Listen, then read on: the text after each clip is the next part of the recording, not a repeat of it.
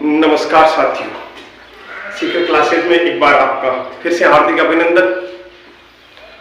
Grade first school व्याख्याता प्रथम प्रश्न पत्र की इतिहास की क्लासें चल रही हैं और उसी सिलसिले को आगे बढ़ाते हुए आज क्लास नंबर 7 जो कि मुगल कालीन जो चित्रकला है उनसे संबंधित होगी। तो मुगल काल में चित्रकला में क्या उन्नति की, कौन कौन से चित्रकार किस किस शासन काल में रहे हैं, उन चित्रकारों के बारे में अध्ययन करेंगे। तो शुरू करते हैं। सबसे पहले शासक बाबर के समय की बात करते हैं। बाबर के समय में चित्रकला में कोई खास उन्नति नहीं की, लेकिन फिर भी बाबर की तुजु के बाबरी में एक चित्रकार का वर्णन मिलता है, वह है बेहजाद, जिसको पूर्व का राफेल कहा गया। तो सबसे पहले बाबर के समय के चित्रकारों की बात करें तो एक मात्र नाम मिलता है तुजुक के बाबरी में, तुजुक ए बाबरी। इसमें वर्णन किसका? बेहजाद का। तुजुक के बाबरी में बेहजाद का वर्णन मिलता है और इसको पूर्व का राफेल कहा जाता है। तो बाबर को लेकर के कोई असमंजस नहीं रहना है, एक ही आदमी का याद रखना नाम, बी से बाबर, बी से बेहजाद और तुजु के बाबरी में इसका वर्णन। बाबर के बाद में आता है हुमायूं के समय में चित्रकला ने थोड़ा सा कदम आगे बढ़ाया और उसके समय में जो मुख्य चित्रकार थे उसमें अब्दुल समद और मीर सैयद अली थे। अब्दुल समद और मीर सैयद अली। अब्दुल समद जिसको शीरी कलम कहा गया, अब्दुल समद की उपाधि है शीरी कलम। एक तो ये याद रखना है, शीरी कलम किसकी उपाधि है? अब्दुल समद की उपाधि है। आज शीरी कलम अब्दुल समद की उपाधि है, तो अब्दुल समद का संबंध किस शासक से है? तो हुमायूं। फिर अब मीर सैयद अली है, उसको नादिर उल असरार की उपाधि दी गई। किसकी उपाधि दी गई? नादिर और असरार की उपाधि दी गई। मीर सैयद अली, नादिर और असरार कहा गया इसको। मीर सैयद अली ने हमजनामा का चित्रण किया था। हमजनामा जो है एक चित्रित ग्रंथ है, उसका चित्रण किसने किया था? मीर सैयद अली ने। और हमजनामा का जो चित्रण है 17 जिल्दों में किया गया। कितनी जिल्दों में किया गया इसका चित्रण? 17 जिल्दों में हमजनामा का चित्रण किया गया। और हमजनामा का जो चित्रण जो किया गया वो लीलेन के कपड़े पर किया गया था। किसके कपड़े पर? लीलेन के कपड़े पर। लीलेन जो कपड़ा होता है उस कपड़े पर चित्रण किया गया था। 17 जिल्दों में चित्रण है, हमजनामा का चित्रण है। अब हमजनामा जो है वो फारसी नायक था अमीर हमजा। अमीर हमजा जो फारसी नायक था उसकी वीर कथा के इसके अंदर 1200 चित्र है। हमजनामा में फारसी एक नायक या हीरो अमीर हमजा, उस अमीर हमजा की वीर गाथा के 1200 चित्रों का चित्रण किया गया हमजनामा में 17 जिल्दों में और मीर सैयद अली के निर्देशन में हुआ। इसलिए जब हमजनामा अमीर हमजा का वीर गाथा है तो इसका उपनाम भी दास्तान ए अमीर हमजा रखा गया। उसका उपनाम, हमजनामा का उपनाम दास्तान ए अमीर हमजा। तो हुमायूं के काल में 2 चित्रकार अब्दुल समद और मीर सैयद अली का नाम याद रखना है। एक हमजनामा किसकी रचना है ये चीज याद रखनी है। अब बात करते हैं हुमायूं के बाद में उसके उत्तराधिकारी अकबर की। अकबर के समय में जो चित्रकार थे उनकी बात करें तो सबसे पहले आईने अकबरी की बात करते हैं। आईने अकबरी में 17 चित्रकारों का उल्लेख किया गया। कितने चित्रकारों का? 17 चित्रकारों का। आईने अकबरी में 17 चित्रकारों का उल्लेख है और सबसे महत्वपूर्ण बात है इन 17 में से 13 चित्रकार जो थे वो हिंदू चित्रकार थे। 17 में से 13 हैं वो हिंदू चित्रकार थे। और अकबर के समय में जो चित्रकला है उस पर एक तो ईरानी प्रभाव दिखाई दिया है और एक त्रिविमीय प्रभाव दिखाई दिया। अकबर के समय की जो चित्रकला है उसमें ईरानी और त्रिविमीय प्रभाव दिखाई देता है। आईने अकबरी में कुल 17 चित्रकारों का वर्णन किया गया है। उन 17 में से 13 चित्रकार हिंदू थे। ये इतनी बात होगी। अब ये जो 17 चित्रकार थे उनमें कुछ जो महत्वपूर्ण चित्रकार है उनमें है एक तो बसावन, एक नाम आता है बसावन। बसावन जो कि अकबर कालीन जो चित्रकार है उसमें सर्वोत्कृष्ट चित्रकार रहा है। बसावन सबसे बेस्ट, बी से बसावन और बी से बेस्ट, ठीक है, सबसे बेस्ट अकबर के समय में सबसे बेस्ट यानी सर्वोत्कृष्ट चित्रकार है वो बसावन रहा है।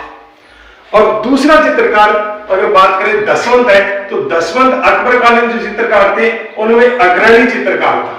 यानी कि अग्रणी चित्रकार अगर बात करें अकबर के समय की तो नाम आता है दसवंत का। दसवंत वो व्यक्ति जिसने इसके चित्र जो है वो रज्मनामा में ही मिलते हैं। अब देखो सबसे अग्रणी चित्रकार है दसवंत और इसके चित्रों की अगर बात करें तो सिर्फ और सिर्फ रज्मनामा में मिलता है।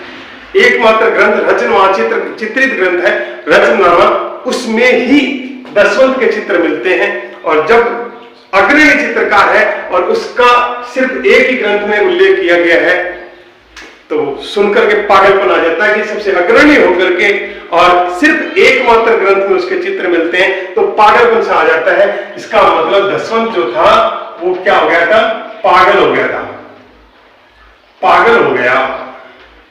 और पागल हो गया इतने में नहीं चला काम, इसने आत्महत्या भी कर ली, इसने आत्महत्या भी कर ली। दसवंत जो अग्रणी चित्रकार होने के बावजूद रज्मनामा में ही उसका उल्लेख मिलता है, रज्मनामा में ही इनके चित्रों का उल्लेख है या चित्र मिलते हैं और वो पागल हो गया और अंततः उन्होंने आत्महत्या कर ली। अब रज्मनामा जो है वो अब्दुल समद का जो पुत्र था मोहम्मद शरीफ, अब्दुल समद हुमायूं के समय का अब्दुल समद शेरी कलम के नाम से जो जाना गया वही अब्दुल समद, उसका पुत्र कौन था, उसका पुत्र मोहम्मद शरीफ। और मोहम्मद शरीफ के निर्देशन में रज्मनामा है उसका चित्रण हुआ।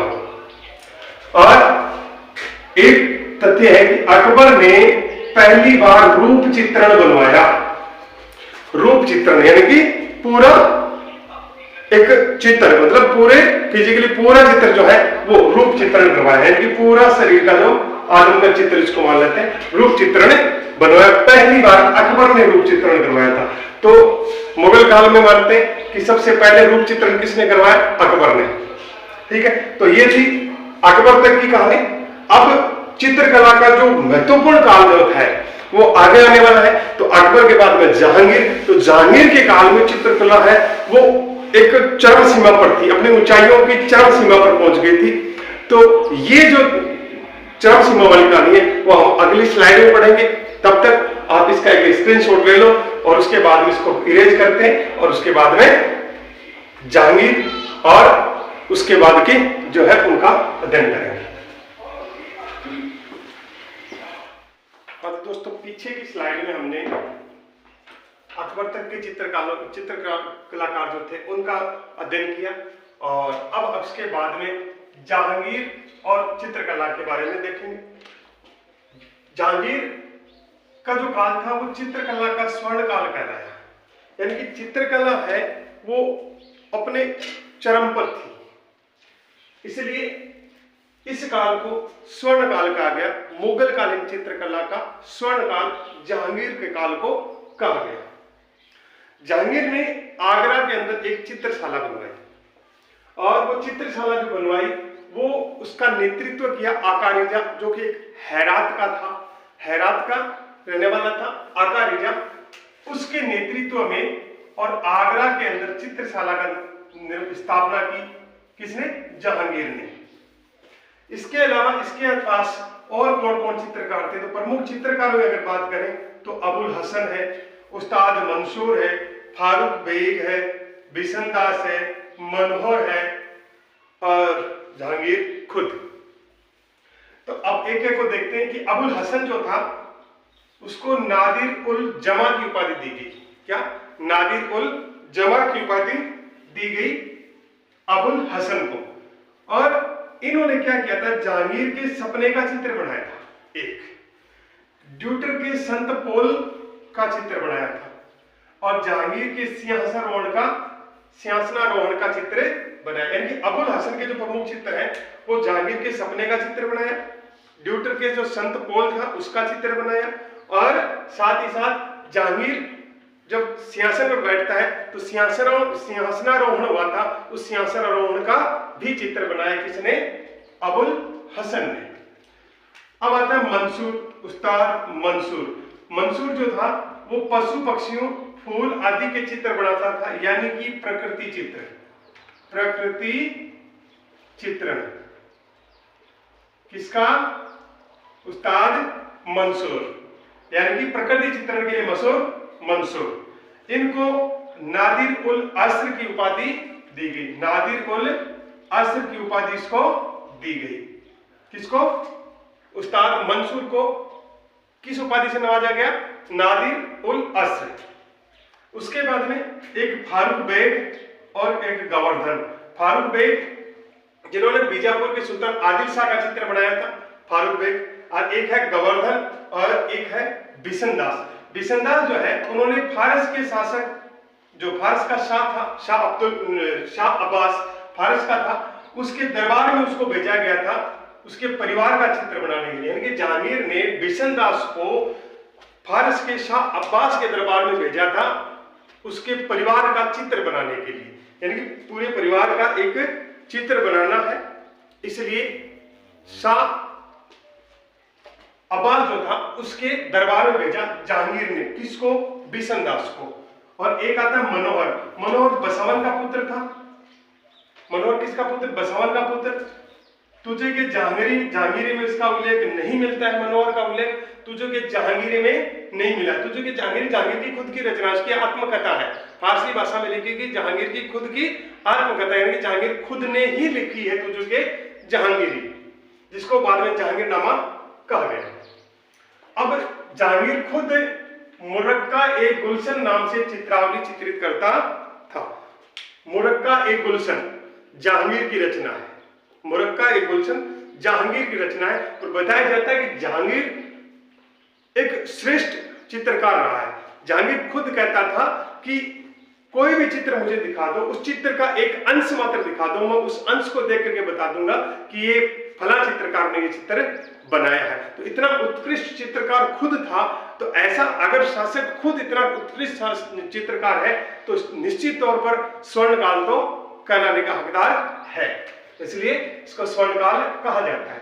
अब इतने सारे चित्रकार हैं, जब स्वर्णकाल कहा गया तो इतने सारे चित्रकारों को याद कैसे किया जाए कि कौन सा चित्रकार था वो किस जहांगीर के काल में था और कौन सा नहीं। तो कौन से चित्रकार जहांगीर के काल में थे उसको याद करने के लिए एक ट्रिक, और वो ट्रिक क्या है कि आका अब्बू की बेग का 20 मन धन मशहूर हुआ जहां में। आका अब्बू की बेग का 20 मन धन मशहूर हुआ जहां में। अब देखो कैसे, आका से आका रीजा, आका से आका रीजा, आका रीजा, जिसके निर्देशन में आगरा में चित्रशाला का गठन किया गया या स्थापना की गई। आका रीजा। अबुल हसन, अबुल हसन, अबुल हसन, अबू से अबुल हसन, जिसको नादिर उल जमा की उपाधि दी गई थी। अबुल हसन भाई बेग, फारूक बेग, फारूक बेग, जिन्होंने क्या किया था? बीजापुर के सुल्तान आदिल शाह का चित्र बनाया था। 20 से बिशनदास, बिशनदास, 20 से बिशनदास। और ये बिशनदास कौन सा? जिन्होंने शाह अब्बास के परिवार का चित्र बनाया वो बिशनदास। मन से मनोहर, मन से मनोहर, जिसका तुझे के जहांगीरी में कोई वर्णन नहीं मिलता। बसवन का पुत्र था, तुझे के जहांगीरी में उसका कोई वर्णन नहीं मिलता है। धन, गवर्धन, तो ये हो गया गोवर्धन, गोवर्धन। धन। मसूर, मसूर से बनता है मंसूर, मंसूर यानी कि उस्ताद मंसूर, उस्ताद मंसूर प्रकृति चित्रण के लिए प्रसिद्ध उस्ताद मंसूर हुआ। जहां, जहां का मतलब जहांगीर, जहांगीर यानी कि जहांगीर के काल में जो चित्रकार हैं उनके लिए ट्रिक श्रेष्ठ हो जाएगी कि आका अबू की बैग का 20 मन धन मसूर हुआ जहां में। आका से आका रिचा, अबू से अबुल हसन, फारूक बेग से फारूक बेग, 20 से बिशन दास, मन से मनोहर, धन से गोवर्धन, मसूर से उस्ताद मंसूर और जहां का मतलब जहांगीर यानी कि जहांगीर के काल में ये सारे चित्रकार थे। तो ये सारे के सारे चित्रकार जहांगीर के काल में जो जो रचना की उनका। और अब जहांगीर के काल के बाद में आता है शाहजहां। शाहजहां स्थापत्य कला का था, तो स्थापत्य कला का स्वर्ण काल शाहजहां के काल। अब जहांगीर तो चित्रों में विश्वास करता था, शाहजहां जो था वो स्थापत्य कला का विश्वासी था, इसने स्थापत्य कला में ज्यादा रुचि थी, इसलिए चित्रकला में उसकी ज्यादा रुचि नहीं रही। और उसके बाद में आ जाता है औरंगजेब।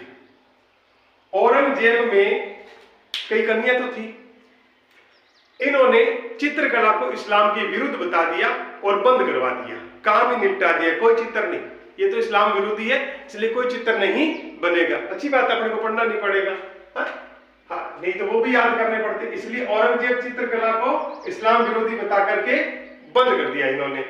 अब औरंगजेब तक आके अपने यहां तक ही पढ़ेंगे, उसके बाद में तो पतन हो जाता मुगल साम्राज्य का। अब जो कुछ चित्र अपने रह गए उन चित्रों के बारे में बात करते हैं। जो चित्र के बारे में पूछ लिया जाता है कि ये चित्र किसका है, तो एक कृष्णकाय घोड़े का के साथ मजनू का निर्जन वन में भटकता हुआ चित्र। एक कृष्णकाय घोड़े के साथ मजनू एक निर्जन वन में भटक रहा है, ऐसा एक चित्र बनाया। और वो चित्र बनाया बसावन, वन में भटकता बसावन का चित्र है, यानी कि वन में भटकता हुआ कोई चित्र है तो वो बसावन का है।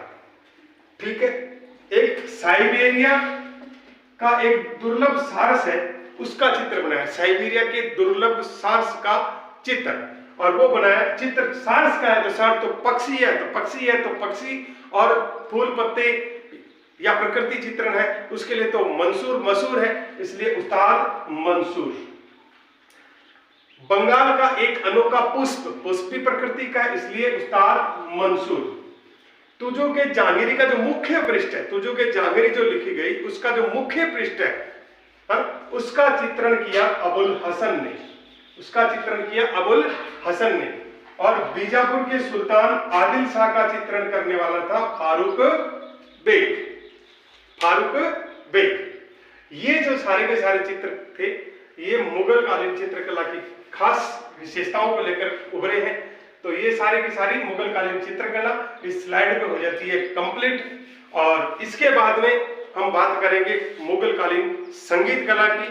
तब तक आप इस स्क्रीन को ले, इस जो स्लाइड है इसका स्क्रीनशॉट ले लो और नोट कर लो, फिर करते हैं अपने संगीत कला की बात।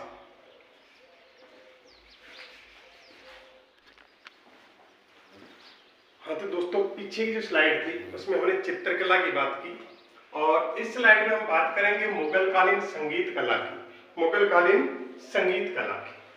अब मुगल काल में संगीत कला का किस प्रकार से विकास होता है या क्या देन रही है भारतीय समाज को मुगल कालीन संगीत की। अब देखो, अकबर के प्रमुख जो चित्रकार थे ना, प्रमुख संगीतकार, यानी कि इस टॉपिक से संगीतकारों के बारे में ज्यादा क्वेश्चन पूछे जाएगा, कौन सा संगीतकार किस शासक से संबंधित था, या फिर उसकी कोई रचना अगर है तो ऐसी क्वेश्चन। तो अब देखो, हम बात करेंगे सबसे पहले बाबर हुमायूं, संगीत के मामले में 0, हुमायूं के बाद में अकबर, उसके बाद जहांगीर, उसके तो अकबर और जहांगीर के काल में संगीत का विकास हुआ। शाहजहां इससे कोई लेना देना नहीं रहा, और औरंगजेब तो बाद में संगीत विरोधी व्यक्ति था, लेकिन फिर भी उसके काल में संगीत को लेकर के एक बहुत अच्छा काम हुआ। अब हम बात करते हैं अकबर के प्रमुख संगीतकारों की। नाम देखें, उससे पहले अकबर खुद जो है ना वो नगाड़ा वादक होता था। अकबर खुद है वो नगाड़ा बजाता था, यानी कि नगाड़ा वादक था अकबर खुद अकबर है वो नगाड़ा वादक था और जबरदस्त नगाड़ा वादक था। अब जब खुद के अंदर कला है तो इसका मतलब उसके काल में काफी उन्नति हुई होगी। तो एक तो है हरिदास, रामदास, तानसेन यानी कि रामतनु पांडे। इसका वास्तविक नाम क्या था तानसेन का, लिख लेते हैं रामतनु पांडे, ये पांडे जी थे। तानसेन का वास्तविक नाम रामतनु पांडे, जिनको कंठाभरण वाणी विलास की उपाधि मिली थी। इनको कंठाभरण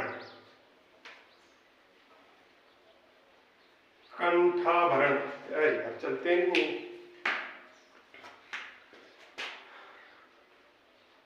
कंठाभरण वाणी विलास कहा गया था रामतनु पांडे यानी कि तानसेन को। फिर एक आता चांद खां, फिर सुजान खां, फिर बेजू बावरा, बाज बहादुर और गोपाल। ये अकबर के प्रमुख संगीतकार थे। हरिदास, रामदास, तानसेन, चांद खां, सुजान खां, बेजू बावरा, बाज बहादुर और गोपाल अकबर के समय में ये प्रमुख संगीतकार रहे हैं। नाम याद नहीं रहते कि कौन किसके काल में था। तानसेन का तो याद रह जाएगा, लेकिन बाकी का थोड़ी दिक्कत रहती है किसके काल में थे। तो हम एक ट्रिक लगा लेते हैं इसकी कि हरि राम ने चंद तान बजाई, हरि राम ने चंद तान बजाई, सुन अकबर बौरा गो। हरि राम ने चंद तान बजाई, सुन अकबर बौरा गो, यानी कि बावड़ो गो। हरि राम ने जो कुछ तान बजाई, अकबर सुन के बावड़ो गो। यानी कि हरि से बनता है हरि राम, सॉरी हरिदास, हरि से तो हरिदास, राम से रामदास, चंद से चांद खां,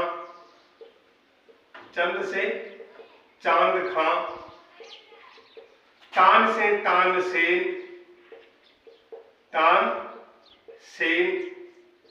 बजाई बैजा बाजे बहादुर। ठीक है, तो इसका आ जाएगा बाज बहादुर, सुन, सू से सुजान खां,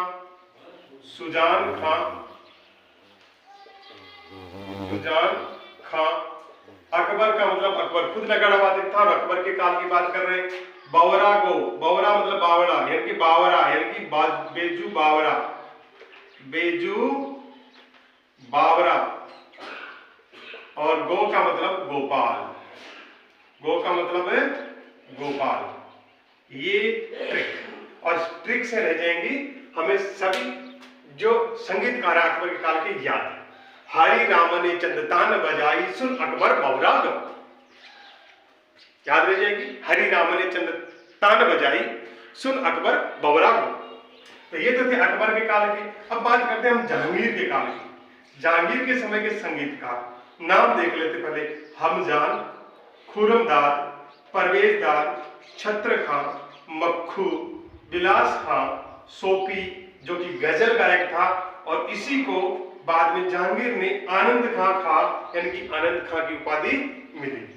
हमजान, खुर्रमदाद, परवेजदाद, छत्र खां, मक्खू, बिलास खां और सोपी। याद रहेगा? रह जाएगा तो ठीक है, नहीं तो फिर से अपना ट्रिक कि हम खुदा से पर्दा करें, मक्खी छत्र बिलास करें, जहांगीर शौक से गजल सुने।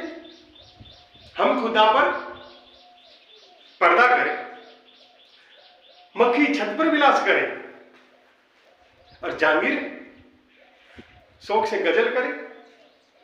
अब देखो, हम से हम जान,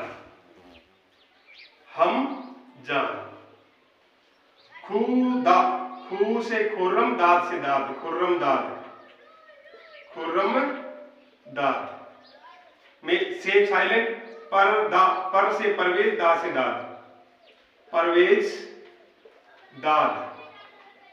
परवेज दाद। मक्खी यानी कि मक्खू, मक्खी का मतलब मक्खू, यहां लिख देता हूं मक्खू। और छत से हो जाएगा छत्रखा, ये हो जाएगा छत्रखा। विलास, विलास का यानी कि विलास से विलासी बनेगा तो विलास का। जहांगीर, जहांगीर के काल की बात कर रहे हैं। शोक से यानी कि शोकी, शोकी, शोकी, शोकी। और शोकी कौन? गजल गायक, इसलिए शौक से गजल करे, शोकी था गजल गायक। और शोकी को आनंद की उपाधि दी गई। तो ये थे जहांगीर के काल के। एक बार फिर से रिपीट कर लें कि हम खुदा से पर्दा करें, मक्खी छत पर विलास करे, जहांगीर शौक से गजल करे। तो हमजान, खुरमदार, परवेजदार, मक्खी यानी कि मक्खू खां, छतर खां, विलास खां और शौकी। शौकी को कहा आनंद का जहांगीर ने। तो सांझा और उसके संगीतकारों की बात करते हैं। जहांगीर के होंगे सांझा और उसके संगीतकारों की बात करते हैं। तो सांझा काल में स्थापत्य कला का विकास हुआ, स्वर्णकाल कहलाए। चित्रकला में कोई खास नहीं रहा, संगीत में जरूर कुछ खास रहा थोड़ा। तो वो क्या है कि उसके समय में कौन कौन संगीतकार थे उनकी बात करते हैं। और कौन कौन थे तो देखो फिर एक ट्रिक ले लेते हैं, नाम याद रखने, अपने को ज्यादा कुछ नहीं करना, नाम याद करना, सीधा ट्रिक से आ जाते हैं कि खुश शाह रामलाल के सुखद संगीत से जग में। खुश शाह, खुश शाह है, खुश है, रामलाल के सुखद संगीत से जग में, यानी कि इस दुनिया में रामलाल के सुखद संगीत से शाह खुश है। तो शाह से कौन बनेगा? शाह से बनेगा अपना साझा, शाह से बन गया साझा। इसका तो रह जाएगा साझा खुद, साझा। ये भी दिक्कत कर रहे, शाहजहां, ठीक है। अब देखो खुश, खुशहाल खां, क्या नाम? खुशहाल खां, खुशहाल खां। एक रामलाल, राम और लाल यानी कि राम से रामदास, राम से बनेगा रामदास, रामदास। और लाल से बनेगा लाल खां, लाल खां। सुखद यानी कि सुख सेन, सुखद, सुख है, इससे बन जाएगा सुख सेन, सुख सेन। संगीत की बात कर रहे हैं। जगन्नाथ, जगन्नाथ। ये थे सांझा के काल के प्रमुख संगीतकार। शाह खुश रामलाल के सुखद संगीत से जग में।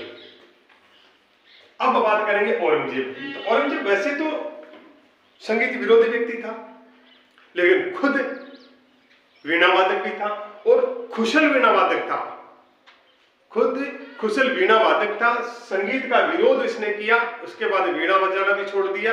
और बताया जाता है कि औरंगजेब इतना विरोधी था संगीत का कि जब इसके दरबार में संगीत को बैन कर दिया गया तो वो जो संगीतकार थे वो वाद्य यंत्र लेकर के और जुलूस निकाल रहे थे। और जब महल के आगे से जुलूस निकाला, उन्होंने सोचा कि ऐसा करेंगे तो हमें परमिशन मिल जाएगी, संगीत की तो अनुमति मिल जाएगी बादशाह से।